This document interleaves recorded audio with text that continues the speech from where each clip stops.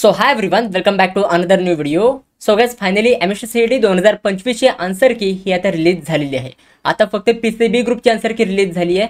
PCM ग्रुपची answer की ही अजूनही release झालेली नाही आहे. सगळ्यात पहिले आपण बघूया की तुम्हाला पीसीबी ग्रुपची आन्सर की ही कशी चेक करायची.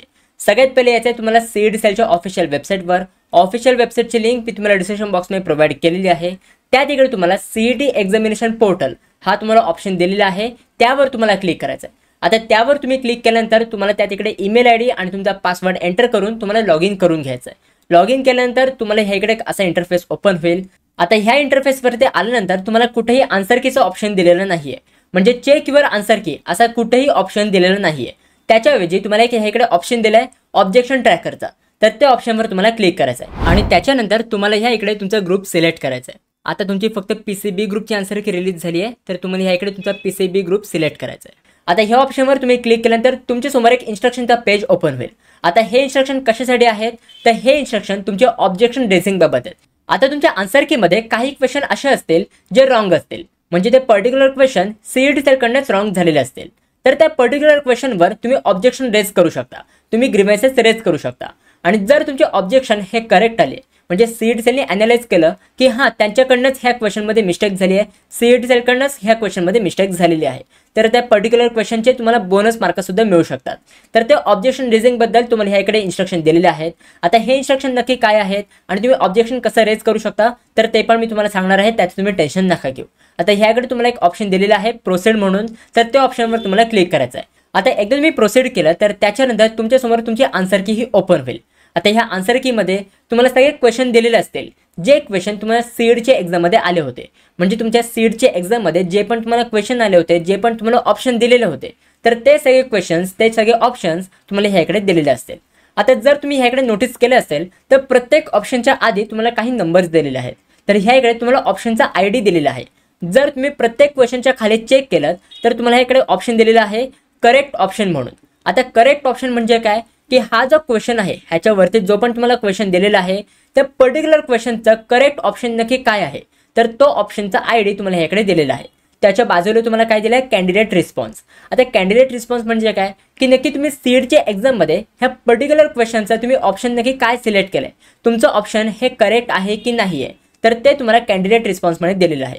आता ह्याकडे एक तुम्ही लक्षात घ्या की ह्याच्यामध्ये तुम्हाला कुठेही ऑप्शन डायरेक्टली दिलेलं नसेल. तुम्हाला ह्याकडे जर तुम्ही बघितलं तर करेक्ट ऑप्शनमध्ये पण तुम्हाला ऑप्शनचा आयडी दिलाय, त्यासोबत कॅन्डिडेट रिस्पॉन्समध्ये पण तुम्हाला ऑप्शनचा आयडी दिलेला आहे. आता ऑप्शनचा आयडी तुम्ही कसं चेक करू शकता, वरती जो तुम्हाला क्वेश्चन दिलेला आहे त्याच्या खाली जे तुम्हाला ऑप्शन दिलेले आहेत, तर त्या प्रत्येक ऑप्शनच्या बाजूला लेफ्ट साईडला तुम्हाला प्रत्येक ऑप्शनच्या आयडी दिलेले आहेत. तर नक्की करेक्ट ऑप्शन नक्की कोणतं आहे, तर हे तुम्ही आयडीला कनेक्ट करून आयडीला कम्पेअर करून तुम्ही माहिती करून घेऊ शकता. आता जर तुमचं ह्या इकडे करेक्ट ऑप्शन आणि कॅन्डिडेट रिस्पॉन्स जर हे तुमचं सेम आलेलं असेल, तर हे तुम्हाला लक्षात घ्यायचं आहे की तो पर्टिक्युलर क्वेश्चनचा आन्सर हे तुम्ही करेक्ट सिलेक्ट केलेले आहेत आणि त्या क्वेश्चनचे मार्क हे तुम्हाला काउंट करायचे आहेत. आता जर तुमचं करेक्ट ऑप्शन आणि कॅन्डिडेट रिस्पॉन्स हे जर तुमचं डिफरंट आलेलं असेल, म्हणजे करेक्ट ऑप्शनचा आयडी हा वेगळा असेल आणि कॅन्डिडेट रिस्पॉन्सचा आयडी हा वेगळा असेल, तर तुम्हाला हे लक्षात घ्यायचं आहे की त्या पर्टिक्युलर क्वेश्चनचा आन्सर हे तुम्ही चुकीचं सिलेक्ट केलं, तर त्या क्वेश्चनचे तुम्हाला कोणतेही मार्क काउंट करायचे नाही. आता तुम्हाला मार्क कसे काउंट करायचे आहेत हे पण तुम्हाला माहिती असेलच, कारण की फिजिक्स, केमिस्ट्री अँड बायोलॉजी ह्या तिन्ही सब्जेक्टच्या प्रत्येक क्वेश्चनला एक एक मार्क आहेत. आता जे तुम्ही आन्सर की चेक करताय, आता जर तुमचा एक क्वेश्चन करेक्ट आला तर त्या प्रत्येक क्वेश्चनला एक एक मार्क तुम्हाला काउंट करायचं आहे. एक क्वेश्चन करेक्ट आला असेल तर त्या क्वेश्चनचा एक मार्क आज तुम्हाला काउंट करायचं आहे आणि अशी तुम्हाला आन्सर की ही तुम्हाला चेक करायची आहे. आता मी तुम्हाला ह्याकडे गुगल फॉर्म प्रोव्हाइड केलेला आहे. या गुगल फॉर्ममध्ये तुम्हाला सगळ्या आन्सर कीचे डिटेल्स फिलअप करायचे आहेत. नक्की तुम्हाला फिजिक्समध्ये, केमिस्ट्रीमध्ये आणि बायोलॉजीमध्ये नक्की तुम्हाला किती मार्क मिळाले आहेत, टोटल तुम्हाला पीसीबी ग्रुपमध्ये तुम्हाला किती मार्क मिळाले आहेत, तुमची नक्की एक्झामची शिफ्ट कोणती होती, तुमची एक्झामची डिफिकल्टी लेवल नक्की काय होती, इझी लेवल होतं, मॉडरेट लेवल होतं की तुमची एक्झाम ही डिफिकल्ट लेवलची होती, तर हे सगळे मी तुम्हाला ह्या गुगल फॉर्ममध्ये प्रोव्हाइड केलं आहे. तर हा तुम्ही गुगल फॉर्म नक्की फिलअप करा. ह्याच्याने आपल्याला ॲनालाइज करता येईल की नक्की तुमच्या शिफ्टमध्ये कोणता मुलगा टॉपर आहे, किती मुलांना तुमची शिफ्ट ही इझी वाटली, मॉडरेट वाटली की हार्ड वाटली, तर हे सगळं आपल्याला हे ॲनालाइज करता येईल. तर त्याच्यामुळे तुम्हाला सगळ्यांनी हा गुगल फॉर्म नक्की फिलअप करायचा आहे. ह्या गुगल फॉर्मची लिंक मी तुम्हाला डिस्क्रिप्शन बॉक्समध्ये आणि कॉमेंट बॉक्समध्ये मी तुम्हाला पिन करून दिलेली आहे. तर त्यामुळे सगळ्यांनी तुम्ही हा गुगल फॉर्म फिलअप नक्की करा. आता जर तुम्ही आन्सर की चेक करताना तुम्हाला असा कुठला क्वेश्चन सापडला जो क्वेश्चन इनकरेक्ट आहे, म्हणजे सीईटी सेलकडूनच तो क्वेश्चन रॉंग झालेला आहे, तर त्या पर्टिक्युलर क्वेश्चनवर तुम्ही ऑब्जेक्शन हे रेज करू शकता। तुम्ही ह्याकडे जर बघितलं असेल तर प्रत्येक क्वेश्चनच्या बाजूला रेज ऑब्जेक्शन हा तुम्हाला ऑप्शन दिलेला आहे। तर त्या ऑप्शनवर तुम्ही क्लिक करून तुम्ही त्या पर्टिक्युलर क्वेश्चनवर तुम्ही ऑब्जेक्शन हे तुम्ही रेज करू शकता। आता ह्या पॉईंटला एक तुम्ही लक्षात घ्या की प्रत्येक क्वेश्चनवर ऑब्जेक्शन रेज करण्यासाठी तुम्हाला 1000 रुपीज तुम्हाला पे करावे लागतील। म्हणजे जर तुम्हाला 5 क्वेश्चन इनकरेक्ट सापडले, म्हणजे 5 क्वेश्चन जर तुमचे सीड सेलकडनंच रॉंग झालेले असतील आणि जर तुम्हाला ह्या 5ही क्वेश्चनवर जर तुम्हाला ऑब्जेक्शन रेज करायचं असेल तर तुम्हाला 5000 रुपीज तुम्हाला पे करावे लागतील। बट जर तुमचे हे ऑब्जेक्शन करेक्ट असतील, म्हणजे जे पण तुम्ही क्वेश्चनवर ऑब्जेक्शन रेज कराल, जर तुमचे ते ऑब्जेक्शन करेक्ट असतील तर तुम्हाला हे 1000 रुपीज रिफंड सुद्धा मिळू शकतात।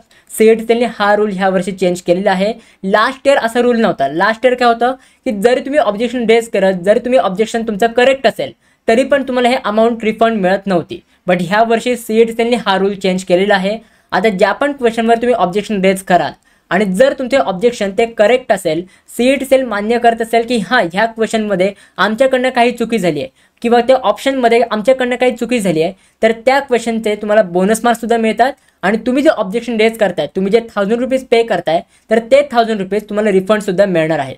आता हे तुम्ही ऑब्जेक्शन कोणत्या कोणत्या केसेसमध्ये तुम्ही रेज करू शकता, नक्की कोणत्या कोणत्या केसेसमध्ये तुम्हाला हे बोनस मार्क मिळू शकतात, तर त्याच्यावर मी ऑलरेडी एक डिटेलमध्ये व्हिडिओ बनवलेली आहे।